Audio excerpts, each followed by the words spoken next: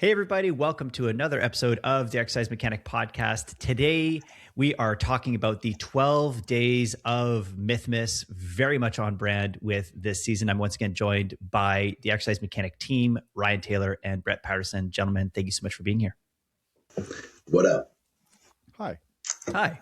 Nice to see you guys. On the first, before I table the first topic, I want to explain to you guys what's going on here. So Ryan and Brett are partially blinded to the topic. So I asked them to send me their topics. So Ryan is blinded to Brett and I's topics. Brett is blinded to Ryan and I's topics. And I'm the only one that is non-blinded to all of them. So I will do my best to act surprised as best I can with these. You should be wearing the Santa hat. I should know all should. the secrets. Honestly, man. So before we dig into these topics, the other day, my wife made a joke where she was like, "You have a black heart." I was like, "Ooh," and I was like, "But also, yeah, I could definitely be jollier." So I think last Christmas, or when we did a Christmas episode, I felt bad. I was like, "Oh man, I wish I had a Santa hat. I should really have a Santa hat next year." And then this year comes around. I don't have a Santa hat. I'm dressed in all black and I have a spine over my shoulder. So I definitely need to do better with the Christmas cheer side of things. So perhaps you guys can hold me accountable. So we're going to rotate through in terms of topics. So I'll go first, then we'll go Ryan, and then Brett, and we'll repeat. We'll go through that 4 times for a total of 12 days of Mythmas. On the first day of Mythmas, ET brought to us that walking and running is a frontal plane movement.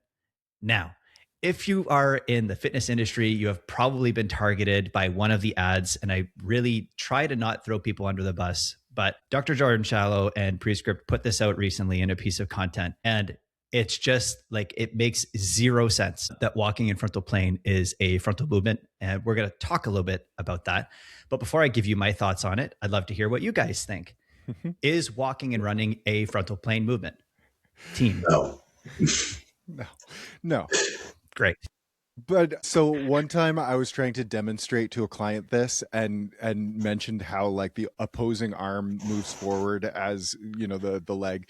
And I was like, try to do it backwards, move the same limb at the same time. And Right. he goes like walking ipsilateral away. in contrast to contralateral. Correct. Great words. And he comes back from his short stroll around the gym and goes, "Wow, it felt so natural." Oh no.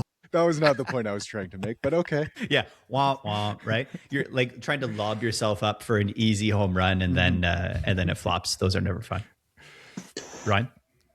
Yeah, I mean, I feel like when you make a statement that's that broad, are there some frontal plane things that might occur when you're walking and running? Sure. Yeah. Is the act, like the muscles that are propelling you forward to walk and run, are those muscles that are predominantly acting the frontal plane? Like, fuck no. Yeah. It's less. Actually, have you guys seen, I don't know if you guys are Stranger Things fans, but there's been this really hilarious GIF or reel that I've seen on Instagram. And it's Jonathan from Stranger Things running. And he kind of runs forward, but with his legs turned to the side. So he like crosses over to run. It's the most bizarre running thing. So maybe Jonathan from Stranger Things runs in the frontal plane, but he's the only person. Well, and even like, what's the name of the running drill where you run sideways and you crisscross your legs in front and back and in front and in back? It starts with a C. Karaoke.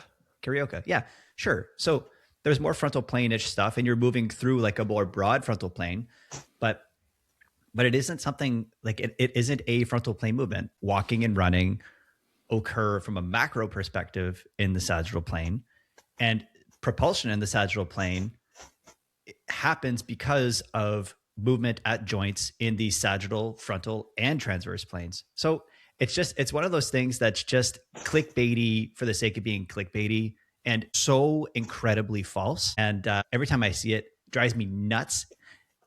And so I had to put it as my first myth. On the second day of Mythmas, Ryan brought to us that exercise optimization is a waste of time. And honestly, we should just keep things simple.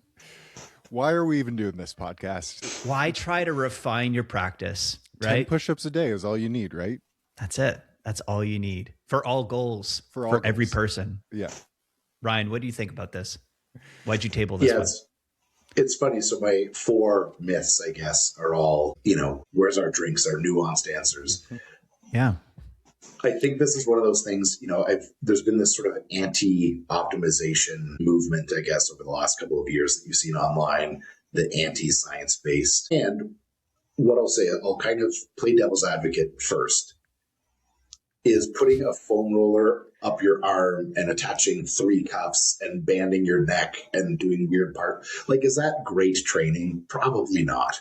Yeah. I think there's some, lunacy in some of the pursuits that people in, like the pursuit of sort of optimization. Mm-hmm. But to completely throw the baby out with the bathwater, I think is ridiculous, because people who are making those claims, they are already making decisions that are in some way trying to optimize their training. Like, why are you squatting for your lower body? Yeah. Because you think that it's better for developing your lower body muscle. Like, you're already making these decisions anyway. Yeah. You're just drawing an arbitrary line somewhere. Yeah. So optimization is real, in my eyes at least, is really just the pursuit of trying to constantly refine and make your training more economical. Yeah. I mean, I love that. I think what you highlighted as well, that it's like when people think about optimization, they think about the cuff and the foam roller, and they think about those kind of wacky things. But if you zoom out, optimization is a really broad term for that encompasses essentially almost all form of decision making, And also what I'd like to add to that, because I very much agree, and I don't have much else to say on this, but also that, like, this, how would I say, this process of examining our craft and beating at it and trying to refine it as a means of improving its efficacy. If you look at this in any other category, this process of optimization and innovation, one of the byproducts is that there's going to be quacky shit happening. It happens all the time. So it's almost like it's if we zoom out, some of those things are a natural, it's almost like a requirement for progress. That's like, we zoom out, there's going to be people doing weird shit, and then there's going to be other people doing less weird shit. And over time, we're going to, through the process of trial and error, stumble upon things that are going to be really useful. Brett, anything you want to add to that? I mean, like, you guys covered most of it. It's just crazy to me. Like, it feels like just kind of like in and out groups, like people want to see themselves as like, well, I just focus on the basics. I'm not one of those science bros. And they see themselves as like other, because and so every like, commentary has got to be like distinguishing themselves from the other. You know what I mean?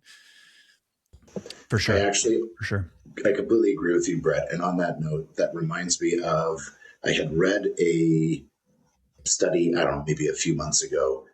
And essentially in this study, what they had demonstrated, at least with the population that they had had in this particular experiment, people who are more likely to have contrarian opinions tend to actually have lower cognition as well. Essentially, it's an intellectually lazy thing to be contrarian. You took the words right out of my mouth, man. Absolutely. Love it. On the 3rd day of Mythmas, and I'm really happy that I haven't slurred those words while recording. 4 for 4. 3 for 3. On the 3rd day of Mythmas, Brett brought to us that organic foods are healthier than non-organic. Tell us more.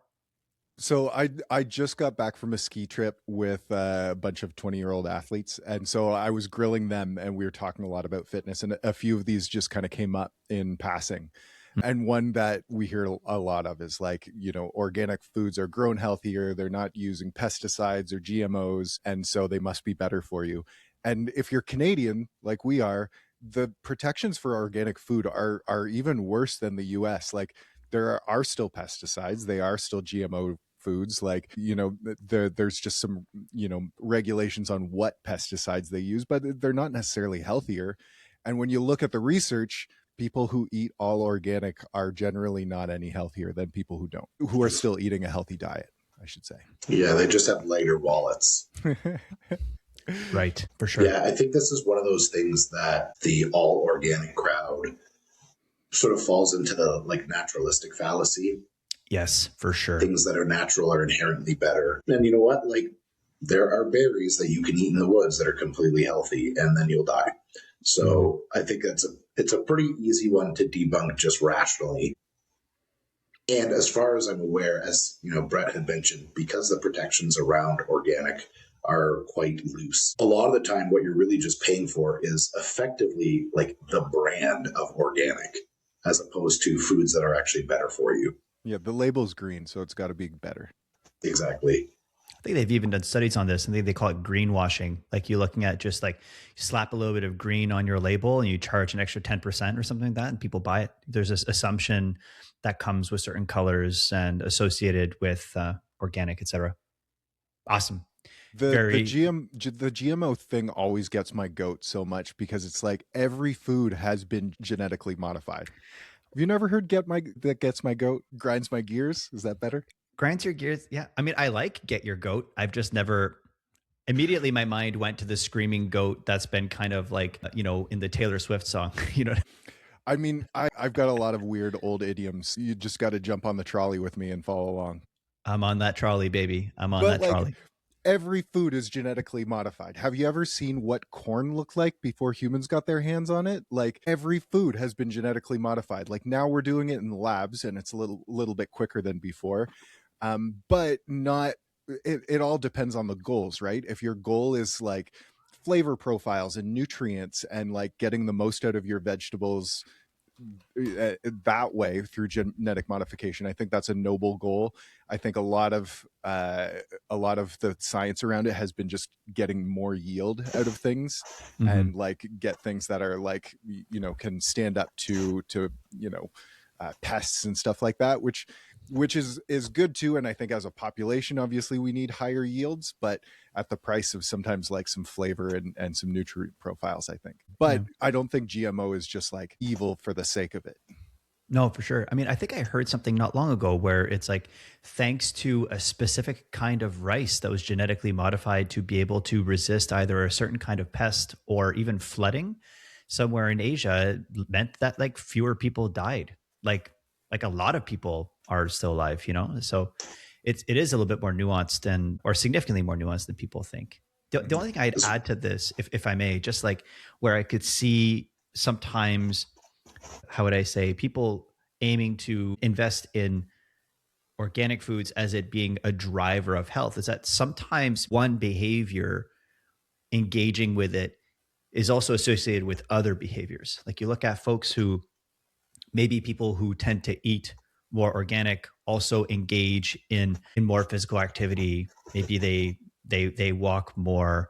Maybe they also meditate. Maybe they read more. Maybe they spend less time on their screens. It's likely not just about that one thing, because that's been studied to death. But if we look at some people who maybe start engaging in, engaging more organic foods, if they also do all of these other things, yeah, you're probably going to see improvements in health. But it's also likely not just because of the GMO side of things. There's no such thing as organic Pop-Tarts. Like if you're eating all organic foods, you're probably eating more whole foods, less processed stuff. Right. Did I just come up with $1 million idea? I think so. I think so. Yeah. Greenwash the Pop-Tarts. Ryan, I interrupted you, buddy. Sorry, what were you going to say? I was just going to remark that, this whole conversation is exactly why I find the uproar against, cloned meat so hilarious. First of all, I'm always on the side of science being progressive. Yeah. But, to Brett's point, we're already doing so much modification with our food anyway. If this is a way for us to, have less food scarcity for most of the population, I think it's a really positive thing, especially, as we've already kind of said, just because something is natural doesn't mean that it's inherently better for our health. So if potentially we have ways of essentially like manufacturing meat that also, maybe is devoid of certain things that cause people gut issues or other health issues, who knows? Like if we have ways of modifying our food in that way, I'm kind of all for it. I think the arguments against it are relatively weak. I don't know. I need something to suffer for my meal. If there was no if there was no death or dismemberment or awful farming practices, I'm not interested. One of the arguments that I've seen is people were upset because a lot of people, I think, just read a headline and they don't really know what's going on. One of the arguments that I have seen online is people think that, they're cloning a cow and then they're slaughtering that cow, and they're thinking that that's humane, that this animal is being cloned just to be slaughtered. And I'm like, you're so close. You're so close. Just take 2 seconds to think about this a little bit harder. It's so funny. That's funny. I mean, Brett, if you need to suffer, man, honestly, just do like a Tabata protocol before you eat, and that'll take care of the suffering side of things. Sounds good. Thanks.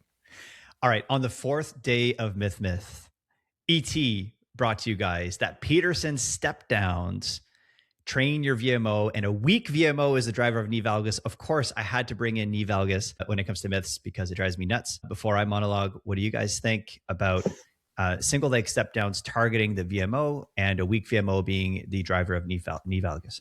That's a good tip. I've been looking to beef up my VMO independent of all my other quad muscles. Brett, you're fired. Yeah, I mean, I guess a 2-part answer. Knee valgus, or sorry, a weak VMO is not the primary driver of knee valgus, not directly by any means. And a Peterson step down is probably a valid regression to train your knee extensors, which would include your VMO. Yeah. That's about it. Yeah. If you've got your 80-year-old client who's, I don't know, post knee replacement, that could be a part of your protocol to get them back to fully loading their knee. But I would love to see the person who can demonstrate that you can considerably load your VMO without loading any of the other knee extensor musculature. Yeah, for sure. Imagine that. Last sarcastic statement. Everybody knows to strengthen your VMO, you've got to do a ball squeeze, like squeeze a big soccer ball while you squat. That's how you target it. That's how you do it. Right. That was suggested from a physio of one of my clients, by the way. He came to me and was like, here's what I got. Yeah. It's still really pervasive. It's funny. Like I've been, I think, teaching and talking about this kind of stuff, I think, for like 10 years now. And it's still being pushed. I guess the kind of the TLDR, or the summary of why this is not true, is that all of the quadriceps essentially attach onto and share a common tendon and attach to the tibial tuberosity. And their line of force of the quadriceps lies in the sagittal plane. And so things like valgus, which are transverse plane at the knee and frontal and transverse at the hip, can't be controlled by muscles that just cross purely in the sagittal plane at the knee. Like you're blaming a problem in one department on muscles that are focused on work in another. And then also, once again, the idea that you can isolate your VMO is also false because they all just share a common tendon: the vastus medialis, the vastus lateralis, intermedius, rectus femoris, and the TVI. They all share common tendon and pull in the same direction.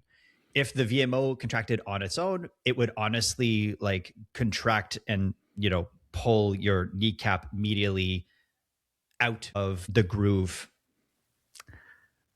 Oh my God, I'm having a blank. The groove at the distal end of the femur. In any case, it would yank it out of there, and that doesn't happen. So it's one of those things that very much is a myth. Like Ryan mentioned, however, things like Peterson step downs can be really fantastic at strengthening the quadriceps femoris group, trochlear groove. That's the word I was looking for earlier. Peterson step downs and step ups can be great to train the quadriceps as a group. As your knee extensors get stronger, you get better at engaging with the floor. You then don't need valgus as much as a movement solution to dissipate load and to decelerate. So you can do so over a smaller excursion of knee flexion. So it ends up solving the problem, but not because of the VMO thing. I might be wrong on here, but don't the quads share a lot of efferent nerves as well, so that like you can't really engage them at all without each other? Yeah, exactly. And like there's some subtle changes and subtle differences, but in the grand scheme of things, it's a mechanically impossible thing. And also when you look at the neurology associated to it, it is also not something that allows for meaningful differentiation. The thing that does lead to confusion with this, why certain people still prescribe it, is because if you add something like an adductor squeeze, you are going to feel more stuff on the inner thigh. And some of those muscles go down close to your knee, like your gracilis, primarily, So you are going to feel some stuff in there, but feel and real are two different things, and it's not because of the VMO. All right. On the 5th day of Mythmas, Ryan, brought to us that GLP-1s aren't necessary and we should just be more disciplined. What do we think about this, Ryan? Good one. Yeah, I clearly have strong opinions on this. I think,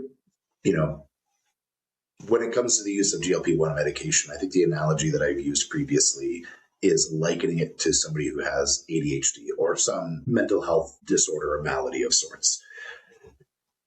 ADHD, I think, is an apt comparison because, people who have food noise are still able to function in the real world. People with ADHD as well, you wouldn't be able to visibly tell that somebody has I'm going to very loosely say disorder of sorts.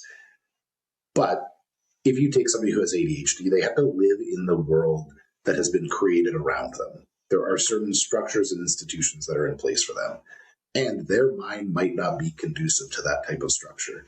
And they have to kind of fit in one way or another.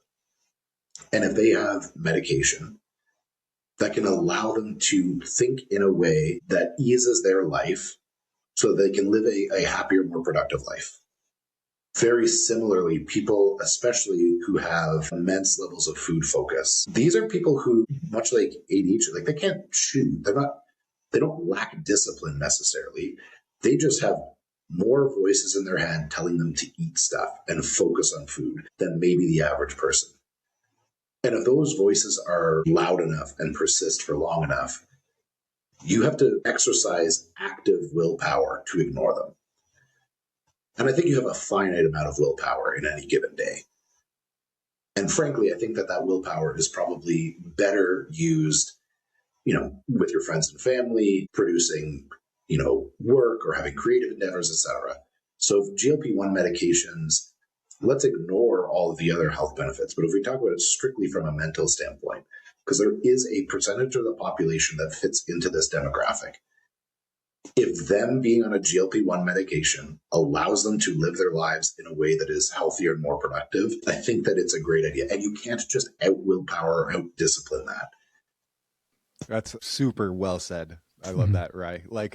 I've got a very small sample size, but the one client I had who went on Ozempic, it was like a revelation, and a very similar one that I had taking ADHD meds. It was like you can live like this, and so for her it was like, I don't have to focus on my next meal. It was, she didn't even realize how much it was on her mind and how much she was focused on it. And then the guilt and shame when she wasn't eating like she thought she could or should.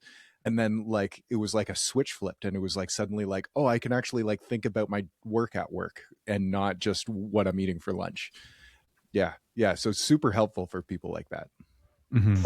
Yeah, I love that, guys. I think the only thing that I would add to that is that it's not like if you take a GLP-1 that the necessity for discipline is gone. It's just that they're not completely overwhelmed by compulsion and food noise, right? And so, in any case, I also find it funny how up in arms some people are with people getting help.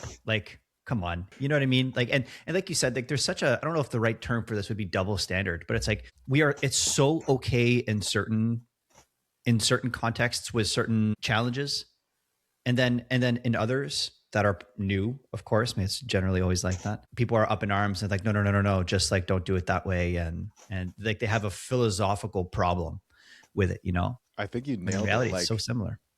People getting mad at others getting help. You see it a lot when the suggestion of free tuition for post-secondary comes up, and people are like, well, how dare they? I had to pay. And it's well, don't you want it to be better? Yeah. What's that idea of pulling the ladder up behind you? Yeah. And I think just to add, kind of my final thought, because I agree, you still need dietary structure and discipline, et cetera. It doesn't replace that. Mm-hmm. What was the phrase that you used? Not grinds my gears. What was the one, Brett? Gets my goat. Goose is your flute. What gets my goat is the same people who are taking trend that was made in a bathtub in India. Yeah. And they're just I'm going to take, this isn't approved by anything. I don't even know what's in this. Yeah. And then they poo-poo on, John that wants to, control his diabetes with a medication from his doctor. It's so ass backwards. Mm-hmm. Yeah, agreed. I love it. I love this topic. I think and I also think it's a really important one. All right. On the 6th day of Mythmas, Brett brought to us this myth that anyone is capable of record-breaking achievements in any sport that they choose. Tell me more. Yeah, so I didn't think this was a myth until very recently.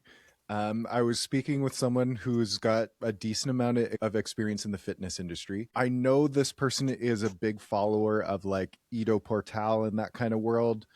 I don't know enough about Ido Portal to know if he espouses this sort of philosophy or if it was just kind of like a logical conclusion that this guy came to from, various influencers. But his idea was, and it took me a while of like getting some questions to figure out kind of like the logical end to his thought process, was basically any individual is capable of like running faster than Usain Bolt, is capable of lifting heavier than anybody who currently can, provided they have the proper training and nutrition and mindset. And so like, yeah, let's hear what you guys think about that first. You know what? I'm going to share my opinion with a personal anecdote. So you guys know me. ET, you've known me a long time. When I am interested in something, especially like sports, I'm very obsessive. Yeah. So basketball was one of my main sports growing up. And I remember, between grades 9 and 10, I ran every day with like ankle weights on. I had fold out chairs on my driveway practicing, my footwork when I would catch and shoot coming off a screen. Like I practiced a shitload and I was an okay ball player. And then I think it was grade 11, we were playing a team and they had this 6'8" black guy. And we turned the ball over and I was the point guard. So I'm the last guy back. This guy throws the ball up for an alley-oop and I jump to try to tip the ball. And as the ball's at my fingertips, this guy grabs the ball and absolutely crowns me and teabags me midair as I fall on my back and knock the wind out of myself. And I had this moment where I'm like, oh, I'm not going to play college ball. Like it was that quick. Yeah. I probably worked as hard as like a kid at 13, 14, 15 would work. And I'm not a 6'8" black dude that has a 45-inch vert. Like it's never going to happen. For sure.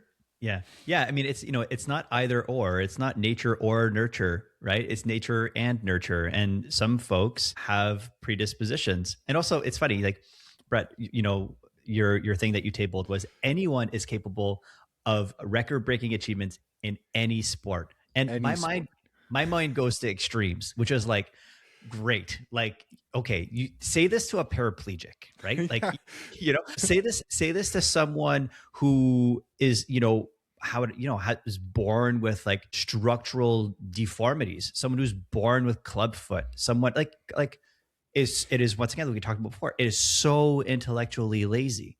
Now, this doesn't mean that you can't take what you have and train the shit out of it and get better and maybe become excellent and maybe become world class.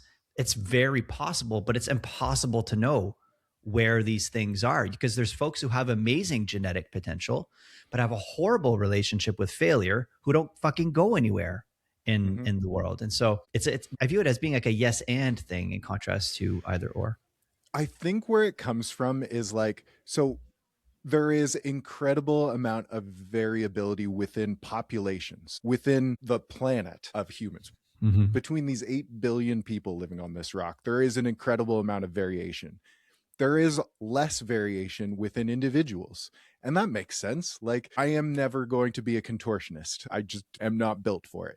But that's okay. There are lots of other people who are built for it. The argument that I used with this gentleman that I hope gave him some pause was like, take a sport with a huge pool of athletes. The example I used was NFL football in the US. There are so many kids playing football. There's so much money and resources into it, into the coaching, nutrition, training facilities, all that stuff. There are probably 100,000 kids right now in the US who are training as close to perfect as you can get.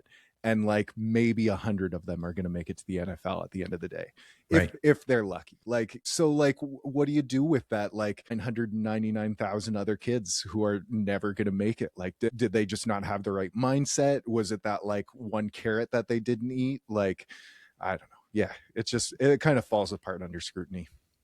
Very much agree. Brett, sorry, Ryan, anything you want to add to that before we move on to myth number 7? All right.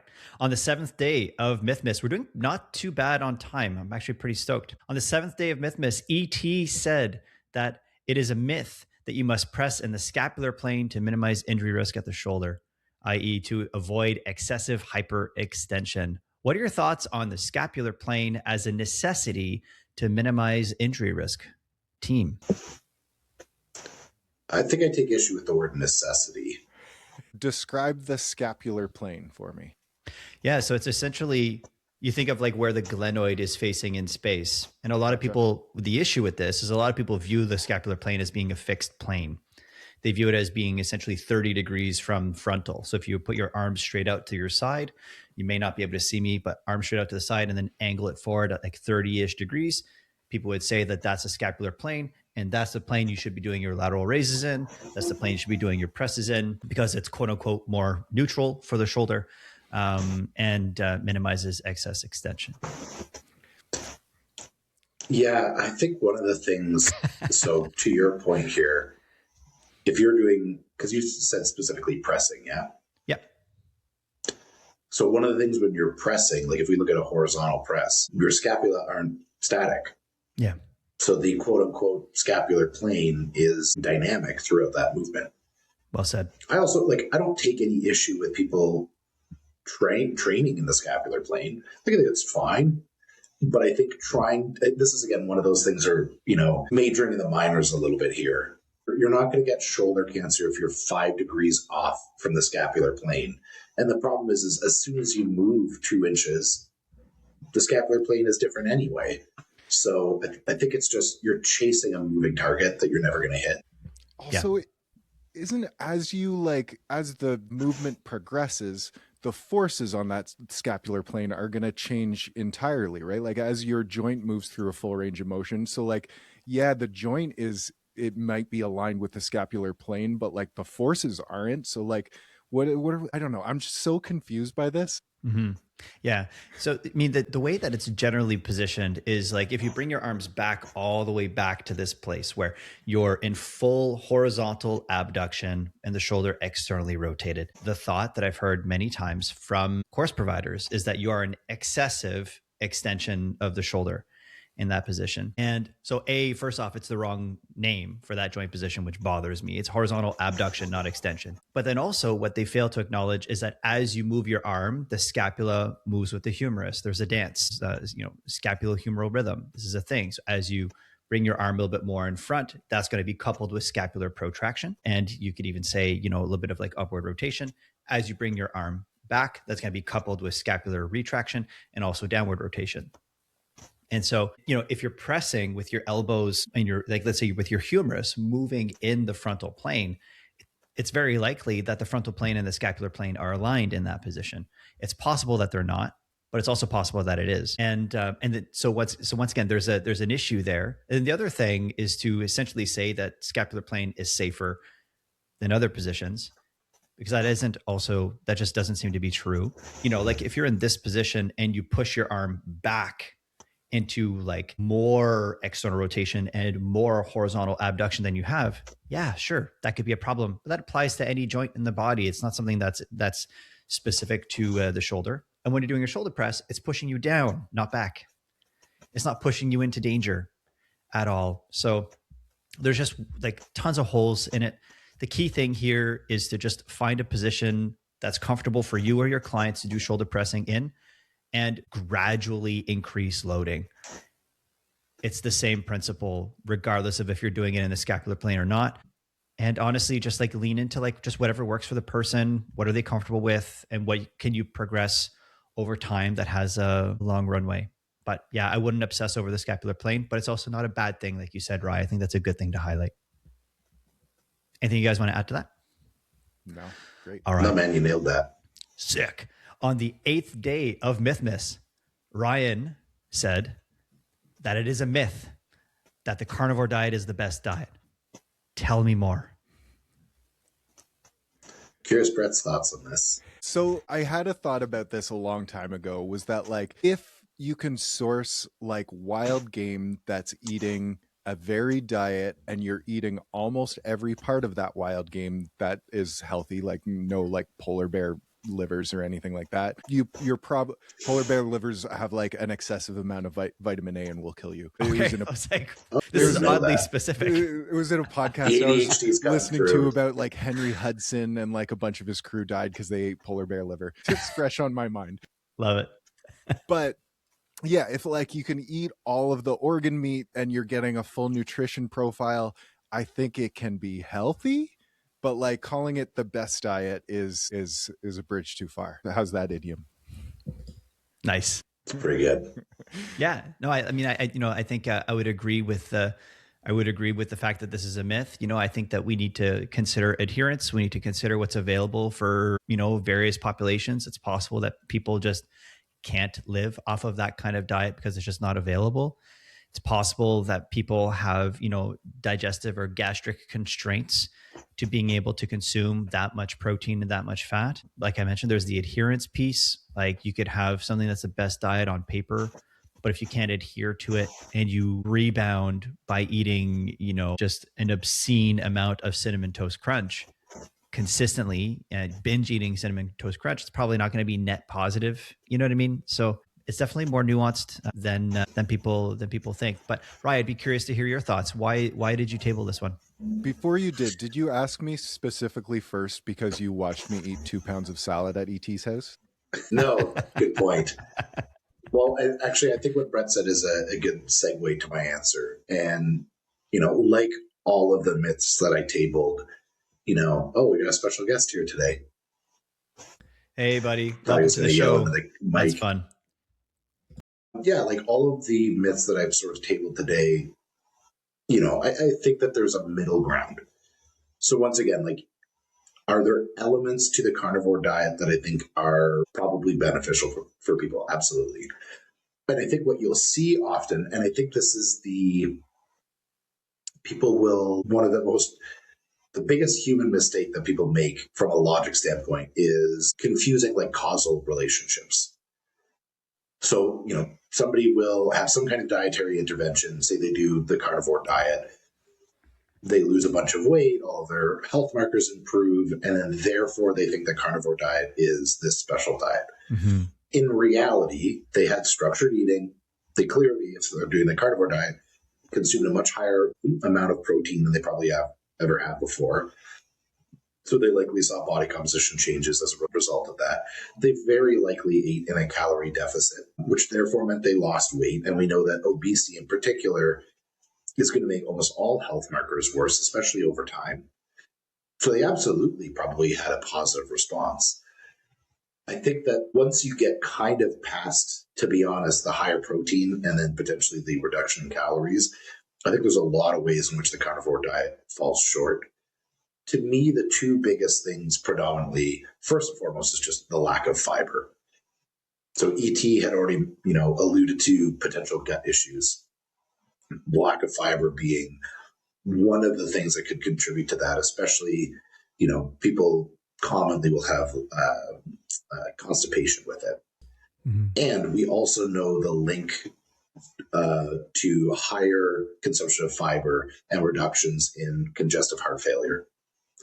So we know that there's a link between having enough fiber in our diet, improving our gut health, improving our heart health. This is something that's quite important in our diet. The other thing as well, when we look at oxidative stress is something else that we deal with, especially if we are an exercising population. Well, you need vitamin C because vitamin C is a precursor to vitamin E being a strong antioxidant as well. Well, you need to have an adequate consumption of vitamin C, which you could do through supplementation. But if you already know that fiber is good for you, you know that vitamin C is good for you, just eat some damn fruit and vegetables. Yeah. And I think the problem is professionals will see some results with a carnivore diet or pick any any diet strategy that has a name.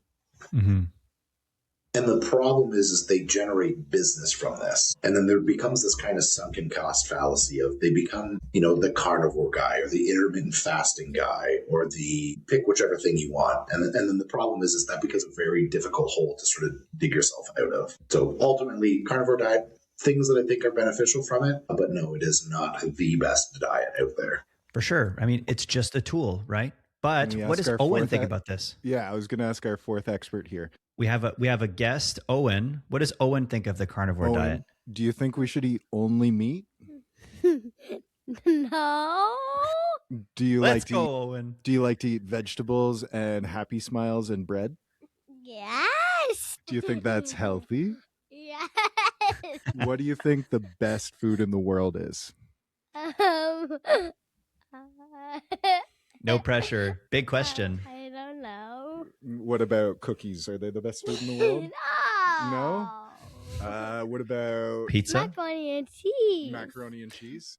There Sick. you have it, folks. Solid. My man. Solid. Best, Yeah. Mac and best cheese. food in the world is macaroni and cheese. I like it. Let's end Hard the to argue. podcast here. Thanks, Owen. That was really great. That's awesome. Love it. Perfect. I mean, I think honestly, man, I 100% agree. This is a little bit of a theme today. It's come up 2 or 3 times. This idea of like just being intellectually lazy. It is intellectually lazy to just be like have hard lines with these things, in contrast to being like, where do these things fit, and when may they be useful? So operating under the presupposition that it could be a useful tool or is a useful tool, but that it's context specific. Love that. All right, good stuff. So on the 9th day of Mythmas, Brett brought to us a myth. The myth that we must use different rep ranges for different goals and muscle types. Specifically, what he's talking about here is like low reps for bulking, high reps for toning, and we could even add in there fast movements for fast twitch muscle fibers. There's a lot here. I thought we were over this. I didn't think this was like a myth that still existed. So I mentioned I was on this trip with athletes. I had 3/4 of the athletes who were on this trip were in the human kinetics program at U Ottawa.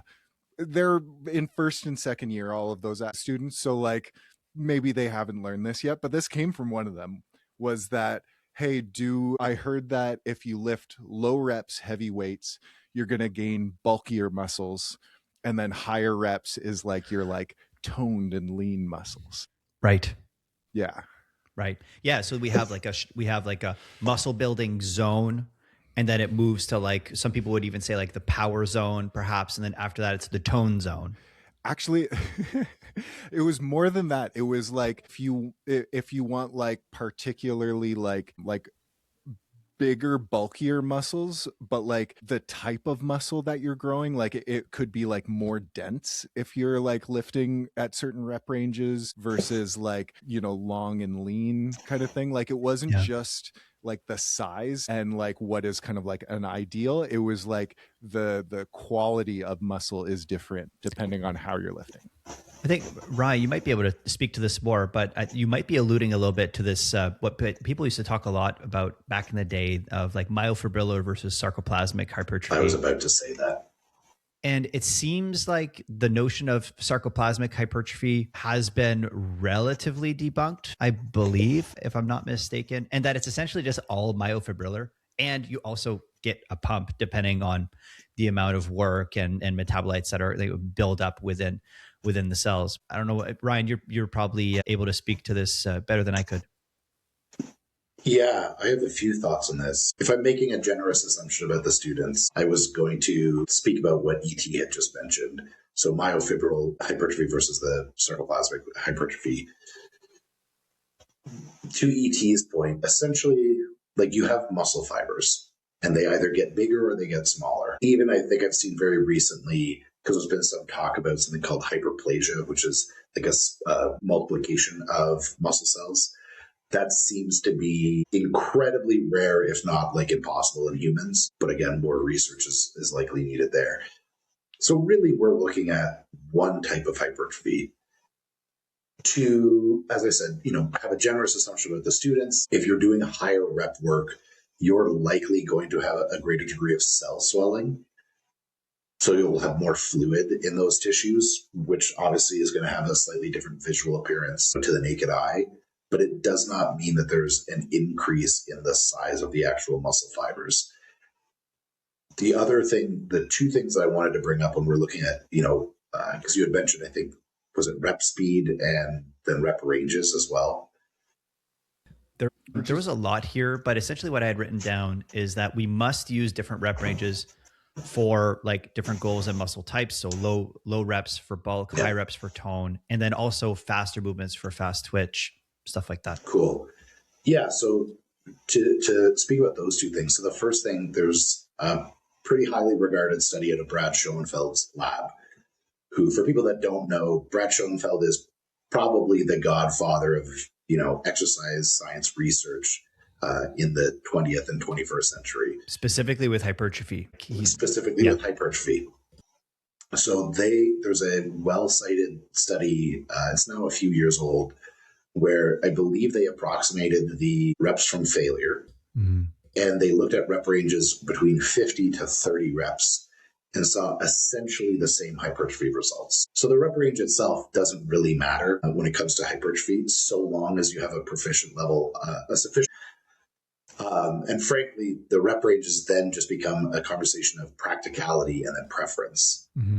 The second thing, the fast twitch or slow twitch muscle fibers and how fast you're moving. We know that essentially what is it called? Is it the Heinemann size principle? I believe it is. So if you are lifting a weight that is submaximal, you'll preferentially recruit slower twitch muscle fibers because they require less energy. Yeah, correct. As you get closer and closer to failure, your body's going to recruit more and more faster twitch muscle fibers, which are larger. The easiest way to look at this is if you are lifting a weight that the rep speed starts to slow down involuntarily, you're actually going to recruit a higher degree of fast twitch muscle fibers. So basically just lift stuff that's either heavy enough or you've done enough repetitions that your rep speed starts to slow down because it gets really hard. Yeah, agreed. Awesome. Brett, anything else you want to add there? The one thing that I mentioned to this athlete as we were having this discussion to kind of like cap it off was that if you encounter somebody in the gym who is looking to get like huge and shredded and another person in the gym who's looking to get slim and toned, even though the level of their goals is very different, they are very similar goals. They're both trying to have some muscle hypertrophy and decrease adipose tissue. They're just like to varying degrees. And, there is kind of like an ideal space that we can get both those goals, but it isn't really related to like, the quality of muscle isn't related to rep ranges or anything like that. For sure. Yeah. Back in the day, I made this joke, but like people used to, when I started in training, 15, 16 years ago, like the notion of the tone zone. And I kind of throw that out there now to kind of make fun of it. But like that was a thing. It would be like 8 to 12 is hypertrophy, 13 to 20 toning. That's how people used to think about it. You hurt 13 reps, you are no longer gaining muscle. You're screwed. Yeah, exactly. You're out of the bulking zone and you're in the tone zone now, right? And so we just know that that's not. We just know that that's not true. Excuse me. That being said, like you guys mentioned, I think Ryan, you mentioned this from a practical perspective. I think that sometimes there are trends. My guess is that you're probably not going to see a whole bunch of people doing sets of 30 to failure because of the constraint on time. Honestly, boredom, even maybe like systemic fatigue associated with just doing a ton of repetitions. And so from a practical perspective, if we think about preference, if I was looking to gain a lot of muscle mass, like I would probably be in the vicinity of the like 6 to 14, 6 to 16, depending on the muscle group that I'm working and how much systemic fatigue it's going to drive and those types of things. But it's from a practical perspective where the rubber meets the road, almost from a time management perspective, not because certain rep ranges yield certain qualitative changes to muscle tissue. All right, awesome. 10th day of Mythmas. ET brought to us that it is a myth that rehabilitation is all about fixing and altering mechanical characteristics of the body. I feel like my topics always fall into the same kind of category, but would be worth discussing briefly. What do you guys think about this myth that rehabilitation is all about fixing and altering the mechanical characteristics of the body? What are your thoughts? I think we're moving away from that. Like I would know agree. this is still a myth, but I see a lot of movement from like a variety of different practitioners moving into more of the kind of biopsychosocial world. I agree. And actually it's why Rehab Mastery initially was called Rehab Revolution, because there very much is, I would say, like a lowercase r revolution within the rehab world. For sure, I would agree. Ryan? Yeah, I would, double down on what Brett said. I do think that I've started to see the collective narrative around pain science rehabilitation sort of shift in the last couple of years. Some of the old, more kinesio-centric model still persists. I think if you've listened to this podcast, I don't know, once, you probably realize that we don't share that opinion. And again, I think always worth noting that it doesn't mean that mechanical solutions are bad. So altering mechanical states is not a bad thing. Also having inputs that are predominantly mechanical are not bad either, if nothing else, because if you've got I'll say like a really sufficient mechanical input, it's going to prompt a large adaptation from your nervous system and neurologically. If you lift a really heavy weight, or if you have your hands on somebody applying pressure, there's a huge degree of input that's occurring there that your brain now has to deal with. But I think, something that I really like about our courses, and I will say, ET in particular, the way that you communicate this particular subject, is this blending of, because we are teaching trainers predominantly, this blending of the skills that trainers have on the floor in regards to loading their clients, as well as the incredibly important skill of how they communicate people's pain experience, how important those narratives are. It is really a blending of those two components that I think that are likely going to yield greater outcomes than just over-indexing on one or the other. For sure. I've probably told this story on this pod before, but I remember going to a seminar of ETs long before we worked kind of directly together. And there was a slide in your presentation saying like the pain is not in your head. And you went on to explain further. And at the end of the session, this woman stood up and was like, "So you're saying the pain is in my head?" And you did a great job of talking her off the ledge. And I was like, boy, this lady's coming in with some spice. And then the next week she was your client. Yeah. And like, I love that. Like somebody came in with like their notions challenged, but you were able to talk to them and then bring them on and convince them in a very kind of like gentle and empathetic way. Thanks, guys. Yeah, I appreciate that. I really appreciate your compliments. I think, and I do remember that moment. I was like, woo. And he said, coming in with spice. Like she was bringing the caliente in that, she maybe had like a Glock on her hip. I don't know, but yeah, she was pretty aggressive. I think it's, to quote something that Brett mentioned a few podcasts ago that we covered in the internship when Brett did it. It's that everything is an everything exercise. The problem with using very mechanical language is the presupposition in it, which is that the reason why we get better is because we are fundamentally altering the mechanical reality of the body.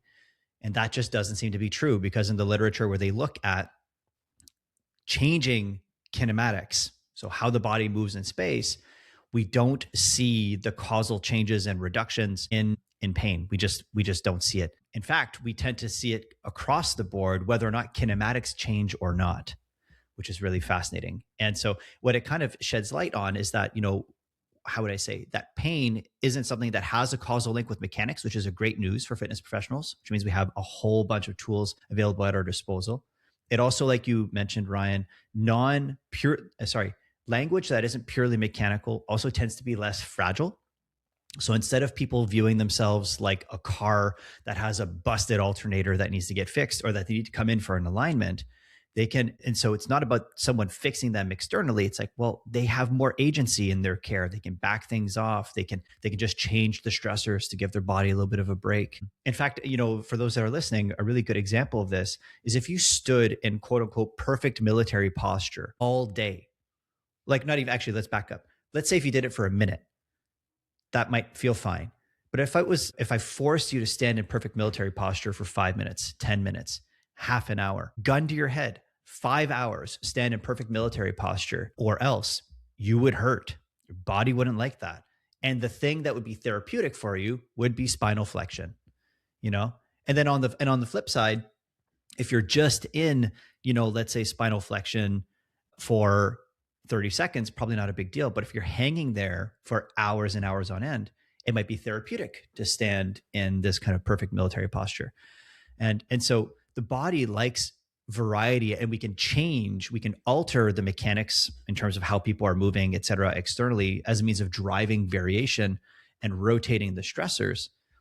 But that's very different. That's symptom modification in contrast to, we need to change how your joints move as a means of you not experiencing pain and you not being broken. We are wear and repair organisms, not wear and tear. It's an important distinction.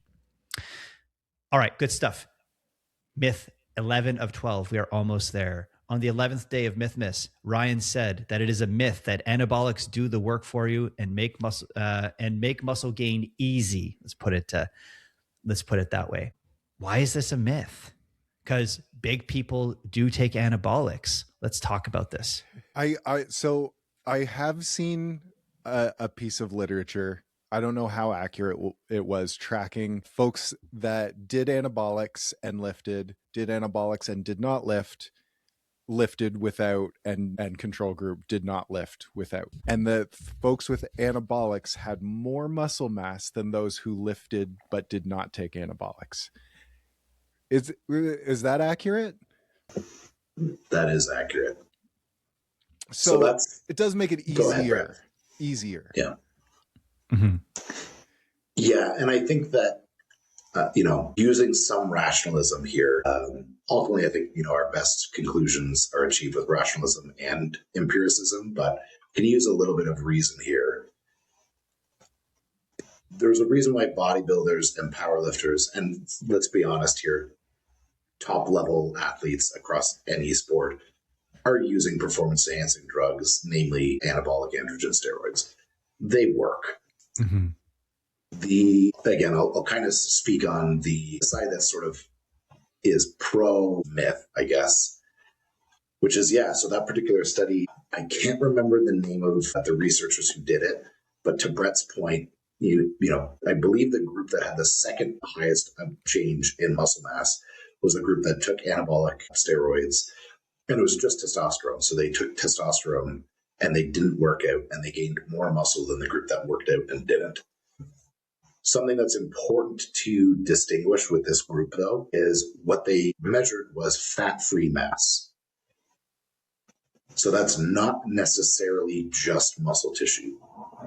Gotcha. Now, I actually wouldn't argue, just from an anecdotal standpoint, it wouldn't surprise me if the groups that, took, I believe it was 600 milligrams of testosterone, they might have had a 0, 300, and 600 group. But it wouldn't surprise me if, somebody taking 600 milligrams of testosterone and didn't lift weights saw a change of body composition. I believe they actually saw that as well. They even saw fat loss in the group that didn't work out. I think the numbers are somewhat inflated because one of the things that happens when you take anabolic androgen steroids is, number one, is a blood pressure increase. So you're going to see a higher degree of fluid retention, and it changes essentially mineral balance as well. So you are potentially seeing a change in the thickening of muscle fibers, but there's almost certainly a higher degree of fluid in those individuals as well, which is all going to be measured as fat-free mass. So I think that that's an important distinction. Mm-hmm. The disparity between those groups was likely smaller if we're talking pure muscle mass than that study might have suggested. Now, I think this is the thing. So when we look at any kind of muscle growth study, anytime that you add any kind of, I'll say, like accelerant to muscle growth, it could be dietary changes, resistance training program, performance enhancing drugs, etc., you're going to see obviously a pretty substantial increase in muscle growth initially. Almost all muscle growth trends are essentially like a logarithmic function, which is that they're shaped kind of this way. So huge spike initially, and then it starts to peter off until as you get to the end of it, the horizontal asymptote and the logarithmic functions start to become pretty much impossible to tell which one is which. When you take anabolic steroids, if you imagine this is your like natural logarithmic function, the anabolic steroids are going to do this. Right. You still have to train, and you still have to have a diet. You still have to do all of these other things to progress along the horizontal axis. But you can imagine essentially that it's just going to bump you up the x-axis. It's going to bump you up the y-axis to a certain degree. And you still have to do the work. I think I mixed this up. You have to bump up the y-axis, and you still have to do the work to progress across time to still see progress. But it's absolutely an accelerant to muscle growth. Yeah, for sure. And the way that I understood this when you tabled this is that it kind of does the work for you, right? Where you just like take the stuff and you don't have to really optimize the inputs. You still kind of do. And of course, like, yeah, maybe like you're saying, maybe you'll still gain some tissue. But if you really want to take advantage of those types of compounds, you have to put in the same amount of work, the same amount of effort as other people. It's not a driver of laziness. It's just an accelerant of progress, but you still have to do the work. And that's why like it took a little bit of issue with even like the use of the word, like it makes it easy. I don't think so. Like I still think a lot of effort is required. It might make it easier to accomplish a 5-pound gain could happen faster on anabolics, but the effort on a session by session basis is still going to be relatively equated. Now, of course, I've never taken gear, so I don't know. But I mean, if I just looking at how you train, Rye, you're not like wandering around the gym and doing like a few reps and expecting that that'll drive the outcome. You're still training really hard. And I think that that's the important piece, at least for me. I'd like to find the steroid user who is like, I want to gain 10 pounds of lean muscle and I never want to touch a weight to do it. I want to find that guy and interview him and be like, so like, what do you have against like lifting weights? So this reminds me of, I'm going to butcher the numbers here, but I think the overall theme will come across. I've heard Justin Harris say this a number of times, essentially kind of talking about this, where it's like, of course, anabolic drugs work, but they are not a replacement for actually training hard, training intelligently, diet especially. So I think there are statistics on the number of men in America that use anabolic steroids. And he just kind of whittled this demographic down where it's like the number of people who are on steroids in the US, the percentage of the population that are American, the percentage of people who are between like 18, 50 years old, which is predominantly the demographic that would be using them, the very small percentage of those men that actually go to gyms. It seems like everybody is into fitness because that's the world that we're in, but there are many people that never set foot in a gym. And essentially he was like, you kind of get to this place where in any given gym across America, and I'm sure Canada's going to be very similar, it was something like 1 in 4 or 1 in 5 men are on steroids. And if you look around your gym, does it look like one out of every 4 guys are on steroids? No, the answer is fuck no. Yeah. And I know, like anecdotally, I know a lot of people that use them that don't look like it. So this goes to show that there is a lot more that goes into it than just that input. Yeah. Mm-hmm. Love it. All right. Last but not least, last day, the 12th day of Mythmas, Brett brought to us this myth that slow metabolisms are the reason why you're not losing weight. I was Bring the smoke for our last one. I was shocked this one came from my athletes. I was literally going to bed at our camp, walking downstairs, and I overheard two athletes, a bunch of them in the room, and one of them was like, man, like you can eat anything because you got a fast metabolism. And I stopped on the stair and turned around and walked upstairs. Excuse me? So I mean, correct me if I'm wrong. This is what, as I kind of understand it from what I've read over the years, is that when we're born, our metabolism gradually increases to a pound for pound peak at about 1 year of age. Like you are never going to burn more calories pound for pound than when you are 1 year old. That rate gradually descends to about 18 years old post puberty and then stays pretty consistent I think up until like women's menopause, men about 65-ish, there's some percentage differences, but pound for pound, once you account for lean mass and sexual differences, you're pretty much the same, and activity levels, of course. And then once you get to 65, it does lower, but not as quickly as people think. The main differences are activity levels. People don't realize how active they are in high school. And if you're doing post-secondary, I think a lot of my athletes too don't realize, like, yeah, they're playing sports, but they're also like walking to class and going out to the bars and like For there's sure. throwing a ball out with some friends and going tobogganing. Like there's so much just kind of like little activities that a lot of which go away when you enter the professional world and you're just driving to work and driving home. And then sitting to record a podcast. Yeah, the other thing I've seen is just people aren't very good at estimating calories. So those who think that they have a fast metabolism are just eating less than they think. People who think they have a slow metabolism are just eating more than they think. Ryan, take us away. Yeah, I mean, I don't have a lot to add to what Brett said because I agree. I think he more or less nailed it.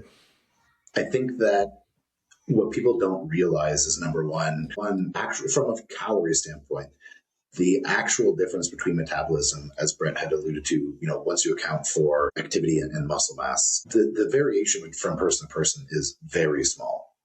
And as we age, people are like, oh, over the age of 50. And because I still get this from clients of mine, my parents, friends of my parents, etc.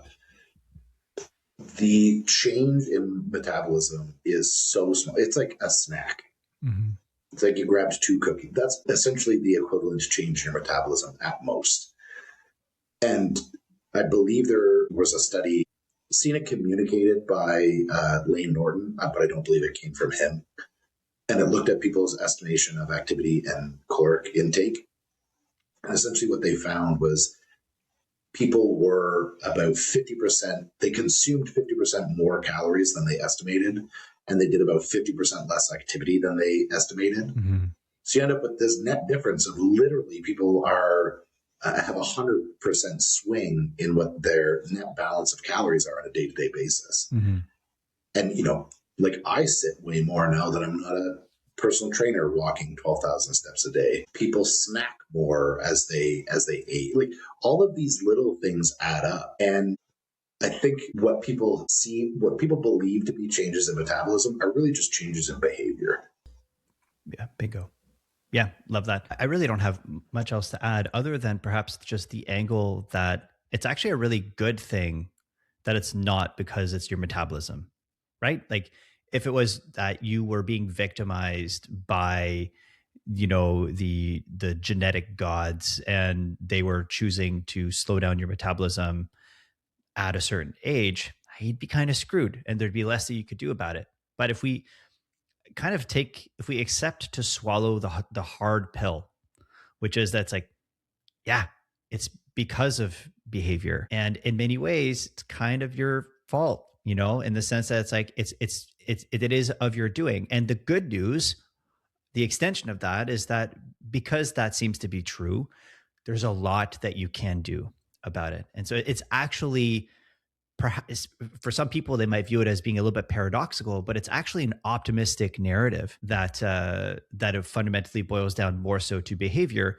in contrast to just your metabolism slowing down and there's nothing that you can do about it. I think it can give people some power back if you frame it well. For sure. Like it's not just the hand you're dealt. It's like you've got power to make this change. Mm-hmm. For sure. Love it. Actually, to wrap things up, this kind of pulls together this last topic and the one earlier with any human is capable of anything. Mm-hmm. There's this brief quote in the movie A Waking Life. If you smoked weed in high school, you probably saw this movie with some friends. But there's a guy who says that like, everybody's born with a different box of crayons. You might get the 8-pack, you might get the 36-pack. It doesn't matter how many crayons or what shades they are. It matters the picture that you're able to make with it. So like, yeah, you might be born 4 feet tall and have a club foot. You're probably never going to be a pro basketball player, but there's probably something incredible that you can do with the skills that you've got. You just got to kind of figure that out. Hear, hear. Great place to wrap up. Gentlemen, thank you so much for today. We're going to be releasing this on December 26th, very much on brand with the 12 Days of Mythmas. Thank you so much for today. I had a lot of fun, and I hope that our listeners got a lot out of today. And so for those that are listening, if you enjoyed today, please like, share, subscribe, leave us a comment. We really appreciate it. And we look forward to our next episode of the Exercise Mechanic Podcast. Have a great day. Happy holidays, and bye for now. Peace. Ho, ho, ho.